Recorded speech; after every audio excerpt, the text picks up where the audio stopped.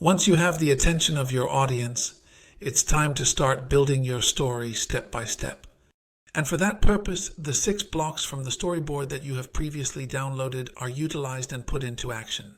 And you can see a total of 6 squares in that area, and these squares collectively make up the main part of your story, so to speak. We have previously discussed head, body, and tail, and those 6 blocks actually form the backbone of your entire story.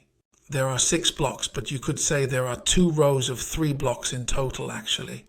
And those rows are sort of grouped together, the initial 3 rows and the subsequent 3 rows. We will go through them one by one. Once again, please feel free to eventually determine your own structure. But this is a handy sequence as a basis for your story where you can possibly move around later. But let's go through it in this order for now. Take your time and make sure to carefully consider each element in the process. To start with, identify the problem you are solving. Maybe you mentioned that in your magic moment, but this is the opportunity to delve into it a bit more deeply. To explain what the problem exactly is and also how big the problem is. Maybe you have done research on it, maybe you have some numbers on it. That usually works convincingly if you can provide an explanation for the frequency with which that problem typically tends to occur. But make it urgent, make it colorful, make it visible, make it tangible, so that you take your audience along in the story and capture their attention with the vividness of your narrative. Don't come up with your solution right away, but above all, make it clear which problem you are solving. Because if people don't understand that, they also don't understand the value of the solution. Make the problem tangible, visible, explain what it is, and support it with numbers to ensure clarity and understanding. And if that is clear enough, then it is the appropriate time to present your solution in the second block of your presentation slides or speech. Exhibit it, carry it if feasible, unveil it if necessary with a "tada, this is it." Ensure to showcase it to others and let them observe its presence. Show how beautiful it is and how special it is, and mention that too. So explain what it is, but also what is unique about it, what sets it apart from what is already on the market. These are also called the unique selling points, but even better, translated into unique buying reasons, the UBRs. So the maximum 3 reasons why someone should buy this product. What is unique about this product or service that you have come up with? If you talk about 3, that always sounds nice and complete. Then you first say this is special, and then subsequently and finally. When you talk about 3, use your hands as well. Count from 1, 2, 3. People also understand that it's about 3 things. That usually operates well. I would say not more than a maximum of 3. And as the third block of your story, you mention who that person is. Specify the product or service you intend to offer. Provide a detailed description of your customer, who is also commonly referred to as a persona. Maybe you can mention the number of customers and the market size to give an idea of their scale and potential for growth. And also that it is a growing market, or that it responds to a trend that many people are now busy with it. And it is also good to mention at this time whether you already have customers, so that there are already people willing to buy or pay for your product or service, or maybe if it is not yet for sale, to test it already. When you mention there are already customers, you're substantiating that people have a need for the solution you designed for that problem. It confirms the demand for your solution.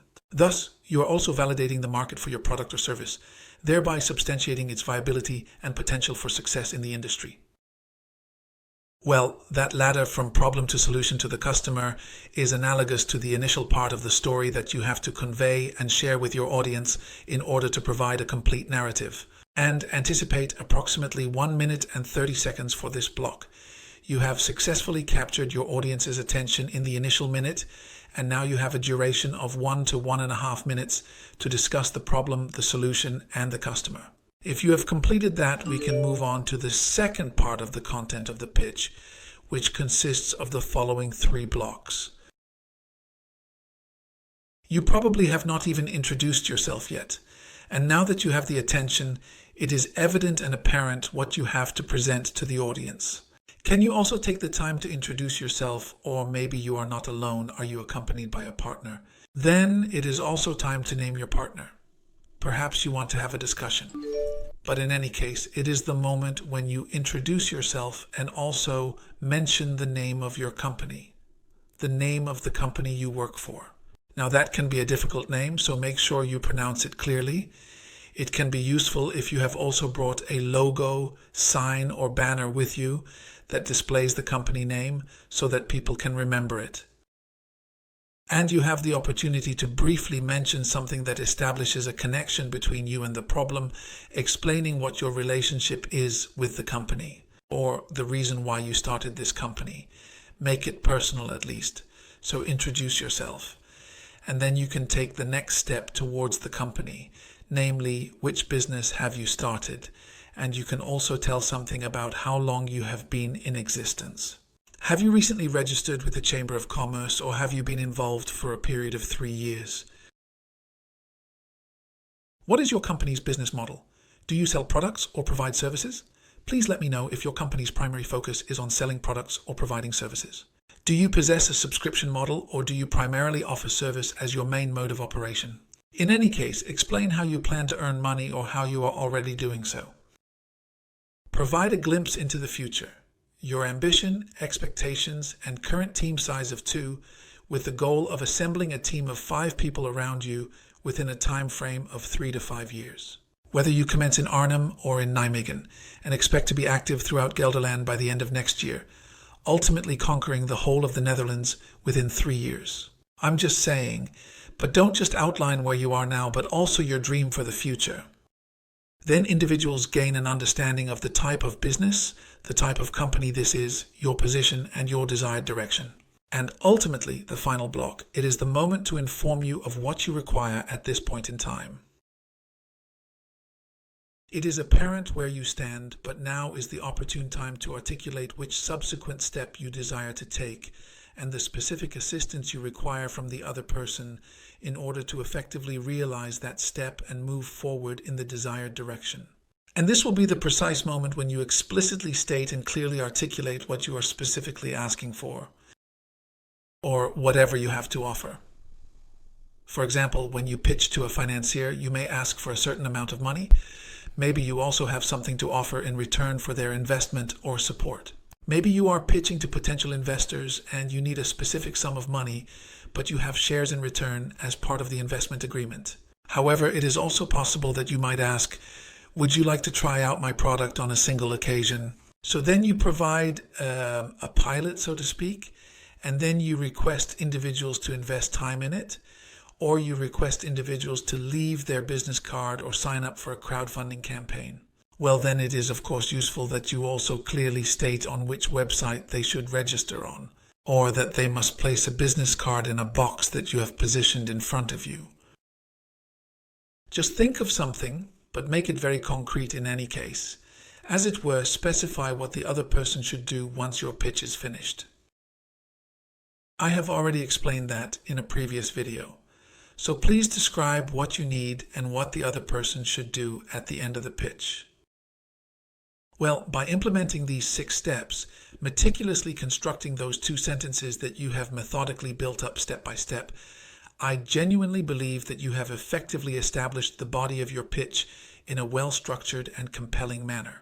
And it appears to be a significant quantity, but these are logical actions that you need to explain in detail. Count on a minute or 2 for the entirety of this story, so that is not a considerable amount of time.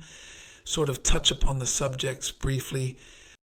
And once more, it is not an issue if you forget or skip parts, because frequently you have the chance to respond to questions after your pitch. And it's not just about your story, it's also about you and how convincingly you present your story. Please keep that in mind. Do not get too attached. Just utilize a few keywords so that you do not forget the blocks of information. And feel free to rearrange blocks as well. Commence by speaking to yourself if necessary to make the problem very clear and ensure a thorough understanding. Because it is a problem that is very close to you, that is connected to you. So feel free to start moving those blocks. But these are approximately the basic ingredients that you can let come to the fore to convey your story as convincingly as possible.